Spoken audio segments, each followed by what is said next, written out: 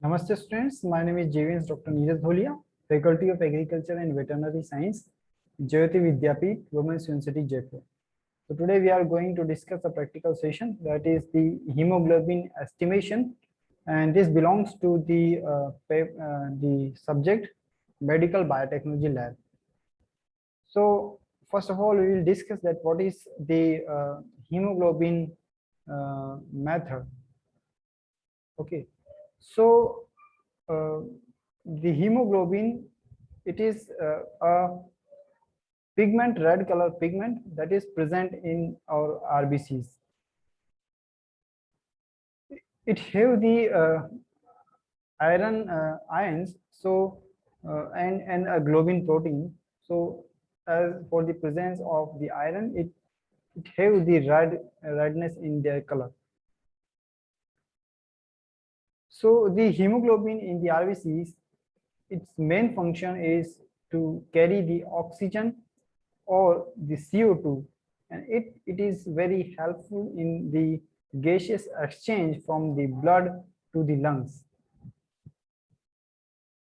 So what is the hemoglobin estimation, or which method we will use? So generally there are two types of methods. Basically there are many types of methods, but in the clinician practice there are two methods which are followed. One is the Charles method, or we can say that the acid Hematin method, and second one is the CMG, that is the cyanamethenoglobin method, and it is also known as the Drapkin's method. So we will study the Charles method, how to estimate the hemoglobin using the Charles method. So as I told, that it is also known as the acid Hematin method. So the principle of this method is that the acid Hematin method is quite easy to perform.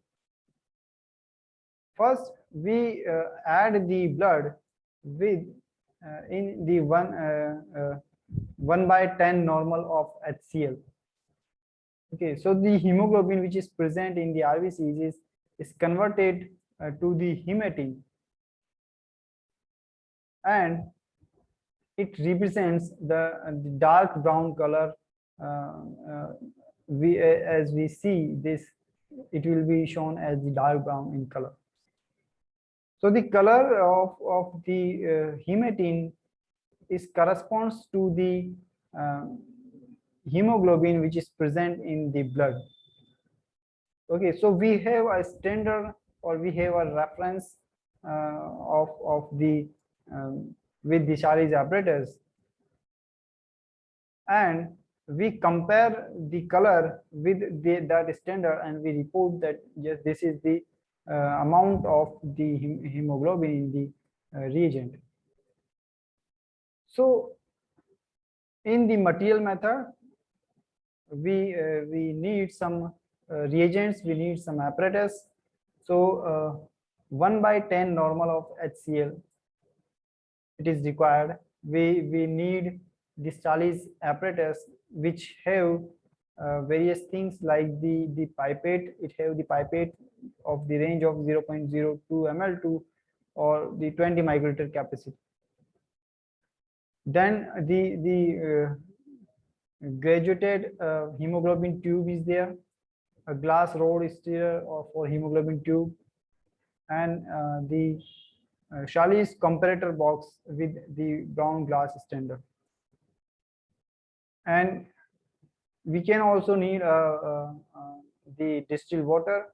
You will need a pasture pipette, a cotton, and the lancet for pinching the finger. So what is the procedure, how to perform step by step? First of all, we will take the HCl 1/10 normal of HCl in the hemoglobin tube, and this is taken one side gram per dl and other side shows the hemoglobin percentage. So up to the mark 20, the lowest marking. Okay, so we add that. So venous or other site is selected for the blood collection. Draw the blood in the tube and up to the 20 microliter mark of the hemoglobin. Then wipe the surface of the pipette with the help of the tissue paper. The excess of the blood should not be added into the hemoglobin tube. So now dispense the blood into the HCl taken in the hemoglobin tube and place the tube at room temperature for 10 minutes for complete conversion of hemoglobin into the hematine. When the reaction is completed, place the hemoglobin tube in the column of the Charlie's comparator for the comparison. We match the color and start diluting the dark brown colored compound formed in the hemoglobin tube using the 1/10 normal of HCl or distilled water by adding by a drop of it into the solution and mix with the help of the stirrer. So this process is done till we match the color.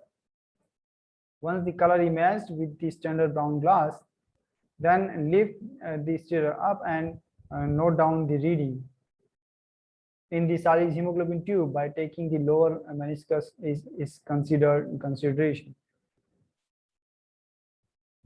So now add one more drop of distilled water and mix it properly with the help of the stirrer. If color is still matching with the standard, add another drop till it matches with the standard and note down the reading. And if it gets lighter after adding the first extra drop, it shows reading taken before dilution was correct. So note down that reading as the final result. Okay, so how to report the result? So in this method, it is expressed in the hemoglobin gram per dl, gram per 100 ml of the blood. Okay, so this is the way how to perform the experiment. So during performation of this experiment, we have to take a few precautions. So the Charlie's apparatus, specifically the hemoglobin pipette and the Charlie's hemoglobin tube, should be clean and dry before you use it. Okay, if it have some liquid in it, you have to clean it, you have to dry it before the experiment. Okay, so when we added the things inside the tube, we have to mix well the acid and the blood and wait at least for the 10 minutes. Okay, if you do not wait for 10 minutes, it will not give the exact reading. Then you have to take the exact volume of the HCl, exact volume of the blood up to the mark. So measuring should be proper. It should not have any errors. When you diluting the solution, it should not be added very fast. Okay, you should add the drops one by one. So it is required to avoid the over dilution of the sample. And when you match the color, it should be matched in the natural light. Okay, and if it is matched by more than 1%, that will be better.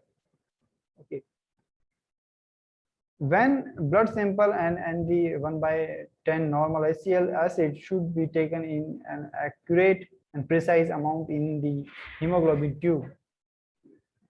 and you should the pipette should be wiped off properly in order to avoid the excess addition of the blood in the acid. Okay, so there are few advantages of the Charlie's method because it is very simple to operate. Okay, and you do not need uh, any other instrument like the spectrophotometer or some other instrument to report the result. So this is very nice thing about this method.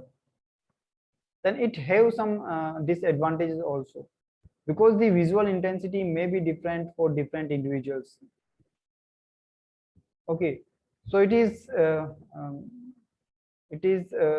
prescribed that you should read or you should be report the sample through or by more than one person.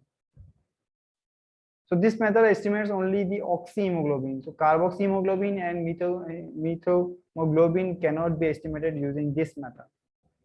And this is endpoint. The endpoint disappears soon as it is difficult to know the actual endpoint, and also the proper stable standard is not available. Okay, and the resulting solution is not a clear solution but a suspension due to the reaction of the hydrochloric acid on the proteins and lipids. So this was about the experiment. Okay, now what are the normal range? So if it is a adult male, then the reading should be between 14 to 16 is normal, 14 to 16 gram per dl. If it is a female, adult female, then it should be between 13 to 15. And if it is a newborn, it should have the reading between 16 to 18. Okay, so the hemoglobin estimation gives a very precise idea about the condition of the patient. That is it infected by the any microbe? Physicians estimates that they assume that your physician can easily understand the cause of the pathology, and they prescribes and effective treatment after assessing the result. So that was all about the hemoglobin estimation method. Hope you are satisfied with this tutorial session. If you have any doubt, any query, you can write in the comment box. This session is powered by Digital version 2, Jyoti Vidyapeeth, Women's University, Jaipur. Thank you.